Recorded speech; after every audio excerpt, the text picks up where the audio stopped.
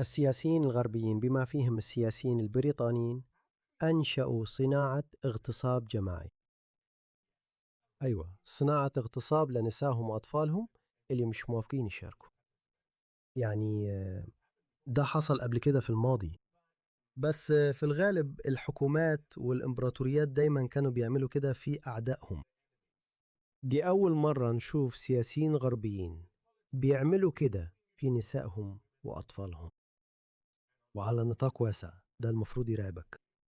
اسمع الراجل الألماني ده، قصدي اقرأ الترجمة. احنا دلوقتي بقينا مع أكتر من 1000 عيلة من الضحايا، وبنرعى حاليا 36 بنت شابة بقوا ضحايا للعنف الجنسي. حتى اللي بنسميه الاغتصاب الجماعي اللي من 10 أو 15 سنة ما كناش نعرفه خالص.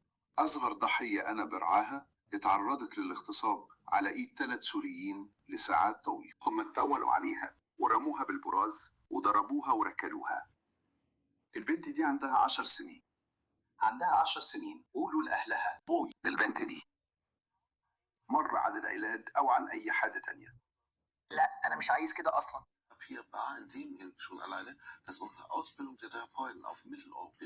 هم متأثرين بتنشئتنا في وسط أوروبا.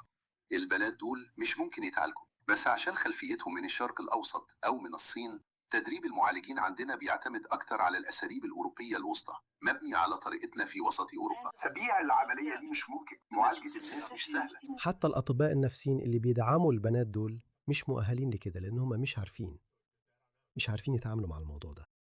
هم مش عارفين يقولوا إيه، لأن لما بنشوف إن أغلب الجناة دول جايين من ثقافات العالم الثالث البدائية والمتخلفة، إزاي تتعامل مع ده من غير ما تلمس حساسياتك التانية زي العنصرية واختلاف الثقافات؟ لا لا لا، العرق ملوش علاقة بالموضوع ده، الثقافة ملهاش علاقة بالموضوع ده اللي بيقعدوا يقولون نفسهم يا ابني. وفي الحقيقة مش صدفة إن تقريبا كلهم وبنسبة كبيرة رجالة جايين من مجتمعات أبوية متخلفة وبدائية، ومعظمهم من مجتمعات مسلمة. بص على ده، بص على مجموعة العناوين دي. الأفغان بيمثلوا أقل من 0.1% من سكان بريطانيا، لكن في السنين اللي فاتت ده كل اللي كنا بنشوفه. رجل أفغاني اتحكم عليه بالسجن 7 سنين في اسكتلندا عشان اغتصب ست. طالب لجوء أفغاني اتحكم عليه بالسجن عشان اغتصب بنت عندها 12 سنة. رجل أفغاني مذنب باغتصاب بنتين مراهقات. رجل أدين بعد اغتصاب بنتين مراهقات في ديسمبر. طالب لجوء أفغاني اتحكم عليه بالسجن بعد ما اغتصب بنت عندها 13 سنة. رجل أفغاني اعترف بالذنب في قضايا اغتصاب وخطف واعتداء جنسي. مهاجر أفغاني، طالب لجوء أفغاني، كلهم نفس الشيء في أي مكان تبص فيه. ده اللي الراجل ده كان بيقوله. وفي ألمانيا السوريين هم اللي بيتقال عليهم كده. السياسيين الغربيين حرفيا بيقدموا بناتهم ونسائهم كأنهم قربان للفاتحين اللي جايين للغزاة دول. مستحيل تكره الناس دي كفاية. شفت تعبير وش الست دي؟ أظن كانت بتحاول تعترض على اللي بيتقال، لأنها كانت مش عارفة تعمل إيه. مش عارفة، الموضوع غالبا أعقد من كده. ده اللي لازم تعمله.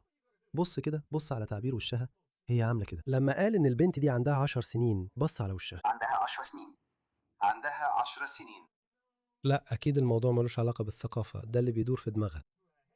هي مش عايزة تلوم ثقافة كاملة لما الثقافة دي بتتصرف بالشكل ده. بص على ده، الفيديو الجديد ده لسه طالع من هونج كونج، لأنه واضح إن هونج كونج واليابان كمان بقوا ضحايا للموضوع ده، لأن هم ما أول ما توصل لمستوى معين من الرفاهية ما بتخلفش عيال، ولما ما بتخلفش عيال بتحتاج عمالة رخيصة، فبيستوردوا الناس دول اللي مش بيعرفوا يعملوا حاجة غير إنهم يخلفوا عيال. بص على الراجل البنجلاديشي ده، بص عليه ماسك خنجر كبير وبيمشي يطعن الناس عشوائي.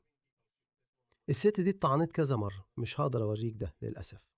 وبعدين اتحاصر. بص كده، الست دي في الآخر خدوها بعيد، هي هناك على طول وخدوها بعيد. وبص على ده، بص على ده، بيشوح بيه ورا الناس. واحد تاني راح استورد الإسلام على مسؤوليتك. مين كان فاكر إن جلب ناس من العالم الثالث بأعداد كبيرة هيكون عادي؟ طبعا لو جبت أفضل ناس عندهم وأذكاهم وجبتهم بأعداد قليلة، هيبقوا تحت ضغط إنهم ما يعملوش أحياء معزولة خاصة بيهم أو مجتمعات موازية، لكن هيكونوا مضطرين اجتماعيا يندمجوا وينصهروا في المجتمع. ساعتها الموضوع بينجح. نوعا ما نجح في أمريكا في البداية، أو يمكن ما نجحش، مش عارف، يمكن عمره ما نجح. احنا شايفين نفس اللي حصل في أوروبا، تكوين أحياء مغلقة، الأسلمة، مناطق ممنوع الدخول لها. ده بيحصل في أستراليا وبيحصل في أمريكا وبيحصل في كندا، وفعلا حصل في أوروبا. أوروبا خلاص راحت. أوروبا مش هتخرج من اللي هي فيه ده من غير عنف. بص على ده، الفيديو ده لسه نازل. بص على ده لسه حاصل في فرنسا. واحد مسلم تاني ماشي بسكينة وبيهدد الناس إنه يطعنهم، وهو بيهز السكينة في وش كل الناس، وفي الآخر السكان المحليين سيطروا عليه.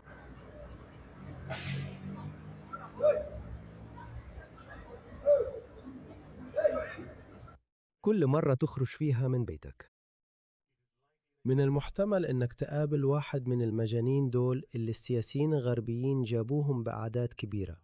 هم عاجزين، هم زي إحنا مش عارفين نعمل إيه، الناس دي بتدخل، إحنا مش عارفين نعمل إيه، الناس دي هربانة من الحرب. ليه ما تحضنهمش؟ ليه؟ هم فعلا بيحاولوا يضللوا الناس وبيقولوا للناس إنهم لازم يتبنوا لاجئ. خليني أقول لك إيه اللي بيحصل لما فعلا تتبنى لاجئ، لأن في ناس أغبياء. آسف أقول كده، في ناس أغبياء. امبارح عرضت فيديو وريتكم فيه الستات اليساريات اللي بيقعوا في حب الناس دول. فاكرين كان في ست أمريكية أيرلندية للأسف اتقتلت على إيد حبيبها الفلسطيني، بنتها هي اللي لقت جثتها. وبعدين كان في عاملة إغاثة تانية اتقتلت في اليونان على إيد أفغاني تاني، طبعا أفغان. وامبارح كان في 2 ستات، واحدة اتقتلت في أسبانيا وواحدة تانية اتحتجزت كرهينة لمدة يومين لحد ما أنقذوها. الاتنين كانوا على إيد رجال مغاربة. والنهاردو خبر تاني ظهر على شاشتنا، خلينا أوريك. بص على دي، الناشطة الإسبانية دي، الست اليسارية الليبرالية. أنا مش بقول الكلام ده بفرحة، أنا بقول الكلام ده بحذر. بس مين هيكلم الستات دول؟ مين هيكلمهم؟ ناشطة أسبانية خسرت بيتها بعد ما استضافت مهاجر. استباليس كورتاثار، ناشطة أسبانية يسارية متطرفة من بسواري، عملت زي ما الستات المتهورات بيعملوا. الكلام ده على لسان الناس دول، أنا بس بقرأه. هي فتحت بيتها لمهاجر من شمال إفريقيا بدافع التضامن، فاهم؟ أول ما خد اللي هو عايزه، الراجل بدأ يتحرش بيها جنسيا ويشتمها ويناديها بوتا وباراسيوكا ويتفرج على أفلام إباحية قدامها، وخلى حياتها جحيم. إزاي تدخل راجل أجنبي بالغ عندك في الصالون وهو بيتفرج على أفلام إباحية وبيقولك أيوة عايزة تشاركي؟ أيوة أنت اللي عملتي كده، أنت عقلك راح فين؟ أنا كرجل مش هعزم راجل تاني عندي، فما بالك لو كنت ست؟ مش عارف، بقولك الناس دي عندها هوس، عندهم هوس. ماشي الموضوع بايظ بس عندهم هوس. هو بطل يدفع الإيجار ورفض يمشي وبدأ يتلاعب وغير الكوالين وسيطر فعليا على البيت. هي كلمت الشرطة علشان يساعدوها، لكن الشرطة قالوا احنا مش قادرين نعمل حاجة. تمام، دلوقتي انت عايز مساعدة الشرطة. على فكرة في بعض الناس، في مجموعة من الرجالة الإسبان بيروحوا البيوت اللي تم الاستيلاء عليها أو اللي فيها ناس مقيمة بشكل غير قانوني، وبيدخلوا وبيطلعوا الناس دول بالقوة، لأن الشرطة مش قادرة تعمل حاجة. الشرطة بتقول آسفين، مش في إيدينا حاجة. لأن كل الدول المتقدمة دي عندها قوانين ضد الاستيلاء على البيوت. مش ممكن كده، أو حتى قوانين الإيجار. يعني لو حد ما دفعش الإيجار أو لو حد عايش هناك ومش بيدفع إيجار ممكن يتشافوا كعيلة في أزمة، فمش هتقدر فعلا تدخل عليهم بالقوة حتى لو هم مأجرين المكان، بس حتى لو مش بيدفعوا إيجار. بس القوانين دي كويسة، معمولة لمجتمعات غربية متحضرة. صح. دلوقتي لما تدخل واحد أفريقي من جنوب الصحراء في الموضوع، هو مش فارق معاه قوانينك، هيقولك بجد بوليسك مش هيقدر يطردني؟ عظيم، أنا هنا، مش هتقدروا تطردوني. طاردوني لو تقدروا. في ناس كتير من إسبانيا خسروا بيوتهم بسبب الناس دي، وكنتيجة لكده ظهرت مجموعة بيدخلوا وبيطردوا الناس دي من البيوت. المهم الرد كان إحنا مش بنقدر نعمل حاجة من غير أمر من المحكمة، وده اللي حصل. هي دلوقتي بتنام عند قرايبها وبتشوف دكتور نفسي بعد ما جالها انهيار عصبي. أكيد شكلها من النوع اللي ممكن يزعق في وشك. شكلها من النوع ده، هي فعلا من النوع ده. اللاجئين مرحب بيهم، هي عنصريين بيض، يعني هي ما ماتتش، فعارف أقدر أتكلم بحرية أكتر. لو كانت ماتت كنت هكون حذر أكتر، كنت فاكر إنها اتعورت ولا حاجة عشان كده كنت واخد بالي أكتر. لا دلوقتي لا. أيوه، ده وش غباء اليسار. الناس دول أغبياء جدا، بسبب هوسهم هم بيوقعونا كلنا. وقدمت عريضة علشان تسرع الإجراءات القانونية وترجع بيتها. أنا بتمنى إنك ما ترجعيش بيتك أبدا طول ما الراجل الأسود ده موجود هناك. طول ما هو مشيش وطول ما هو في إسبانيا أنا بتمنى يعيش هناك. وانت تنامي على الكنبة على فكرة. أنا عرضت الفيديو ده قبل كده صح؟ أغلب الناس عارفين. كنت بس بسأل لو تحب تكتب اسمك في قائمة إنك مستعد تستضيف اللاجئين في بيتك. طبعا لا. المشكله الوحيده اني بستاجر. أنت بتستأجر؟ ايوه ممكن تكون مشكلة. ايوه عشان عندهم يعني حطوا 9 اوض نوم في بيت 4 اوض نوم. يعني إحنا تقريبا بنبقى كأننا بنتبنى لاجئ وندخله بيتنا. لو كان عندي مساحة كنت عملت كده. لو كان بس عندك أي أيوة مساحة. كنت هعمل كده. الست دي عملت كده. فمعظم الناس اللي بتتبع اليسار دول في الحقيقة أذكياء جدا مش عايزين يدخلوهم، بس في شوية منهم بيدخلوهم. عشان كده أنا مضطر أقول إن الناس دي عندهم هوس. الستات دول عندهم هوسات غريبة ومختلة. أنا بقولك كده التصرف ده مش طبيعي، ده سلوك معروف وملاحظ. مش هقدر أشغلك الفيديو، أنا فعلا قلت الكلام ده قبل كده. أنا حاطط اللينك في واحد من فيديوهاتي، في فيديو لوحدة ست أسبانية حتى لابسة شريط بطاقة حوالين رقبتها، وهي بتعمل كده مع لاجئ في نص الشارع في إسبانيا أظن كده. مش هقدر أشغلك ده هنا لأن طبعا ده هيعتبر غير لائق يعني. على أي حال يعني لما تبص للصورة الكبيرة زي ما قلت دايما الموضوع بيبقى منطقي. الإسلام رجع تاني. الإسلام اتوقف بعد نهاية الحرب العالمية الأولى، وحتى قبل كده كان قرن من الإهانة للعثمانيين وللعالم الإسلامي. دلوقتي هم بيرجعوا تاني، ده منطقي. بس ليه الغرب سمح بده؟ ده مش منطقي. دلوقتي أنا فاهم إن المجتمعات بتاخد وقت عشان تتحرك وتتحد ورا هدف واحد. في عناصر كتير متداخلة وفي سرديات مهيمنة كتير، وده صعب. أو كل ما كنت أكبر كحضارة أو كدولة كل ما كان أصعب إنك تتوحد حوالين حاجة معينة. فإحنا شايفين الغرب دلوقتي منقسم في استقطاب، يعني إحنا منقسمين جدا ومستقطبين جدا. بس غالبا عبر تاريخ الدول والحضارات بيحصل حاجة بتوحد الناس، غالبا بتكون تهديد خارجي. عادة لما تدخل حرب مع دولة أجنبية الناس بتتوحد.